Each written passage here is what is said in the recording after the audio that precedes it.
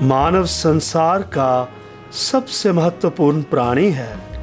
अन्य प्राणियों की अपेक्षा मानव में सोचने, समझने, चिंतन करने की शक्ति कहीं अधिक है, परंतु शरीर का एकांगी विकास किसी काम का नहीं जब तक कि मस्तिष्क का विकास न हो।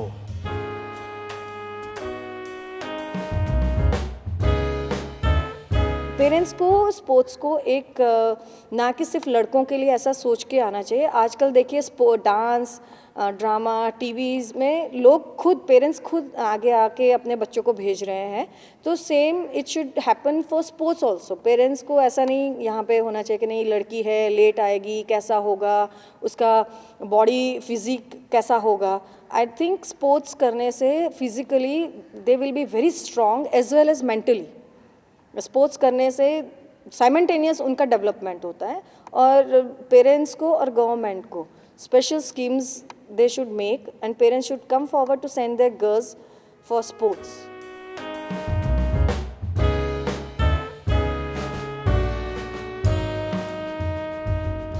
शरीरा माधम खलु धर्म साधनम, अर्थात शरीर ही कर्तव्य पालन का पहला साधन है। कालिदास जी का ये कथन पूर्ण रूप से सत्य है। जीवन के विकास के लिए 3 शक्तियों पर ध्यान देने की आवश्यकता होती है: मानसिक, आत्मिक और शारीरिक। जीवन में खेलकूद का एक महत्वपूर्ण स्थान है। खेलकूद स्वस्थ रक्षा का एक निःशुल्क साधन है और इसी प्रकार कुछ खेल मस्तिष्क के विकास के लिए भी खेले जाते हैं।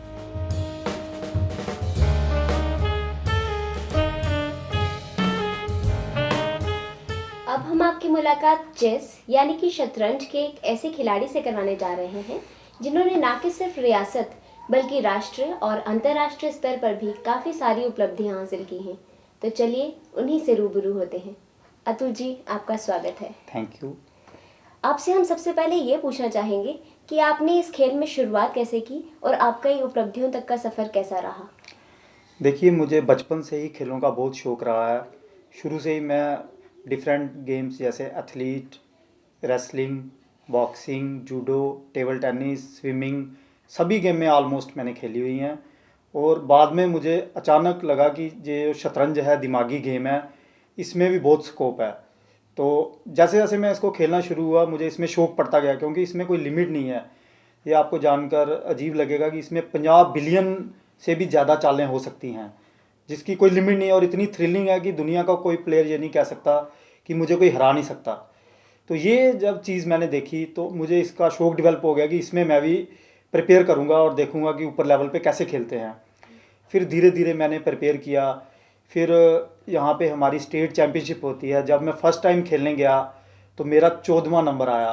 तब मुझे लगा नहीं, ये ठीक नहीं है, मुझे मेहनत करनी चाहिए, मैं इसमें आगे आऊँगा। नेक्स्ट टाइम जब मैं खेलने गया, मैं 3rd पोजीशन पे आया। तब मुझे लगा नहीं, अभी और मेहनत। फिर मैंने और मेहनत की, फिर मैं फर्स्ट आया। फिर उसके बाद 2-3 साल लगातार मैं ही जीतता रहा। फिर इंटर कॉलेज जब पहुँचे, इंटर कॉलेज खेलने का मौका मिला। इंटर कॉलेज में सिलेक्शन हो गई। फिर इंटर यूनिवर्सिटी खेलने का मौका मिला। ऑल इंडिया इंटर यूनिवर्सिटी में मेरी बेस्ट परफॉर्मेंस रही हमारी यूनिवर्सिटी की तरफ से। वहाँ यूनिवर्सिटी की तरफ से ब्लेज़र मिला। फिर मैंने सोचा क्यों नहीं और हायर लेवल पे खेला जाए। फिर नेशनल लेवल पे मैंने खेला। हमारे नेशनल अंडर 25 यूथ चैम्पियन थे मिस्टर अनूप देशमुख। मुझे अभी भी वो गेम याद है जब मैंने उनको हराया और हमारे कोई 50-60 प्लेयर आसपास खड़े हो गए थे। उन्होंने सोचा ये JNK से आया है, यहाँ पे स्पोर्ट्स है ही नहीं, ये कहाँ इससे खेल पाएगा। वो उस समय इंडिया में 17वें नंबर के प्लेयर थे। तब मैंने उनको हराया तो मुझे जो खुशी महसूस हुई वो मैं आपको एक्सप्लेन नहीं कर सकता, क्योंकि हमारी स्टेट जैसे आपको मालूम है सभी गेम्स में बहुत पीछे है। चंद ही प्लेयर इसमें कुछ एक्सेल कर पाए हैं। बाकी उस समय मुझे इतनी खुशी महसूस हुई, मैं आपको एक्सप्लेन नहीं कर सकता। फिर मैं 1-2 साल तब मैंने बहुत अच्छा परफॉर्म किया। फिर कुछ फैमिली सर्कमस्टांसिस, स्पॉन्सरशिप के रीजंस थे, मुझे गेम छोड़नी पड़ी। फिर 5-6 साल के बाद जब मुझे जॉब मिली तब मैंने फिर से खेलना शुरू किया। जैसे ही मैंने खेलना शुरू किया, पहले ही मैं स्टेट चैम्पियन बन गया 3-4 महीने के अंदर अंदर। फिर मैं नेशनल लेवल पे खेला और स्टेट का उस समय पहला प्लेयर बन गया इंटरनेशनल रेटिंग लेने वाला। उस समय सिर्फ मैं ही इंटरनेशनल रेटेड प्लेयर था स्टेट का। फिर मेरे बाद और प्लेयरों ने ली। फिर उसके बाद जैसे जैसे ये सफ़र आगे बढ़ता गया, मेरी परफॉर्मेंस नेशनल लेवल पे अच्छी होती चली गई। अच्छे अच्छे प्लेयरों को मैंने हराया जो ग्रैंड मास्टर नॉर्म ले चुके थे। फिर कॉमनवेल्थ खेलने का मौका मिला, कॉमनवेल्थ में मैंने अच्छे प्लेयरों को हराया। फिर उसके बाद इंटरनेशनल लेवल पे खेलने का मौका मिला। इंटरनेशनल लेवल पे बड़े बड़े जो प्लेयर थे उनको अच्छी फाइट दी। फिर ऐसा टाइम आया फिर उनको बीच में हराया भी हमने कुछ प्लेयरों को। अभी लास्ट ईयर थाईलैंड में मेरा 6th पोजीशन रही। 74 प्लेयर्स थे 25 कंट्रीज़ के, वो अभी तक की मेरी बेस्ट परफॉर्मेंस थी। ये गवर्नमेंट एक स्कीम बनाया एसआरओ का, ताकि स्पोर्ट्स को प्रमोशन मिले, स्पोर्ट्स पर्सन का एक फ्यूचर सिक्योर होता है मेरे हिसाब से। बट उसके बाद जो उसकी रिक्वायरमेंट्स हैं, वो जो उसका कंसर्न्स हैं, वो हमें ध्यान रखना चाहिए।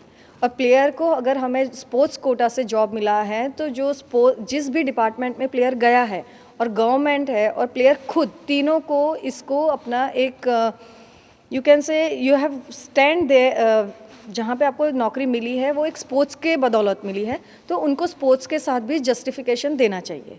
डिपार्टमेंट को भी देना चाहिए जिसमें वो स्पोर्ट्स पर्सन काम कर रहा है, और स्पोर्ट्स पर्सन का भी एक रिस्पॉन्सिबिलिटी बनता है कि आज तुम्हारा अगर फ्यूचर सिक्योर्ड है, that is because of sports. Then if it they do their duty with moral responsibility, अगर अपना एक रिस्पॉन्सिबिलिटी के साथ अगर वो नौकरी करते हैं, तो मुझे नहीं लगता कि ऐसा कोई प्रॉब्लम, इसका ड्रॉबैक माना चाहिए, क्योंकि उनको स्पोर्ट्स करना चाहिए।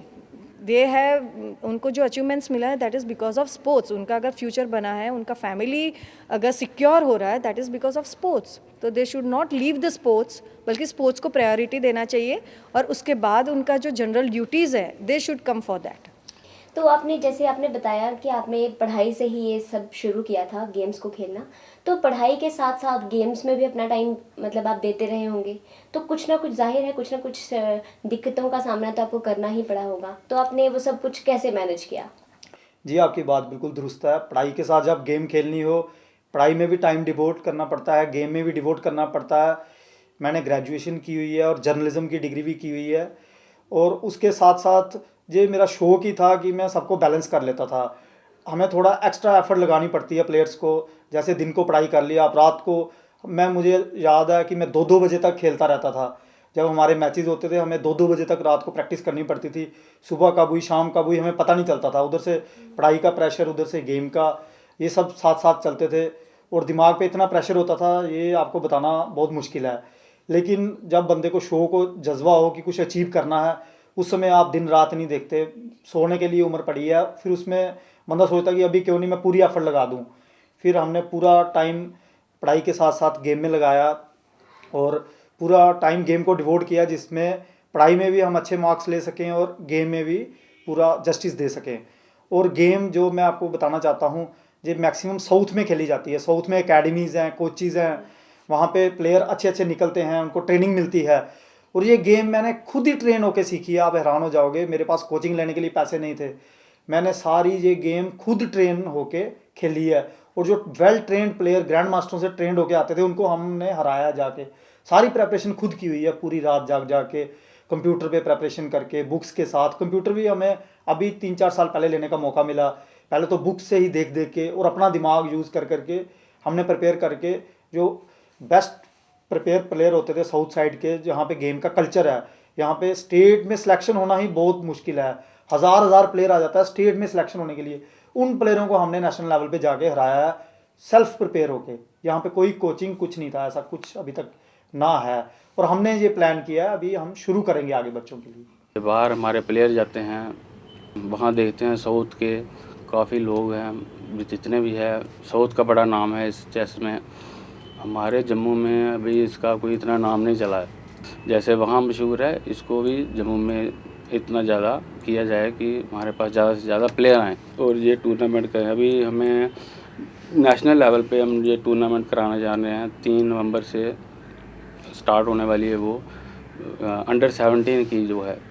तो मेरा बस यही है, गवर्नमेंट से भी मैं यही चाहता हूँ कि वो हमारे इस गेम को लिए तो सहायता करें, कुछ जितनी ज़्यादा हो सके कुछ इंफ्रास्ट्रक्चर करें। अनुज जी, हमें ये बताइए कि इतने सारे चकाचौंध करने वाले मनोरंजक खेलों को छोड़कर, जैसे कि क्रिकेट, हॉकी वगैरह को छोड़कर, आपने चेस में ही अपना फ्यूचर कैसे देखा? मैं आपको ये कहना चाहता हूँ कि ये शौक की बात है। जैसे आप देखोगे India as a chess playing nation, इस समय वर्ल्ड चैंपियन इंडिया का ही प्लेयर है विश्वनाथन आनंद। और जैसे क्रिकेट की आप बात कर रहे हैं, चकाचौंध वो करती है, लेकिन जब मैंने देखा कि ये सिर्फ 8-9 कंट्रीज़ ही खेलते हैं और सिर्फ इंग्लिश एम्पायर का खेल है, तो मुझे क्रिकेट में कभी रुचि नहीं हुई। सिर्फ मैं इसको देखना पसंद करता हूँ, सचिन मेरा फेवरेट प्लेयर है, बट इसमें मुझे रुचि।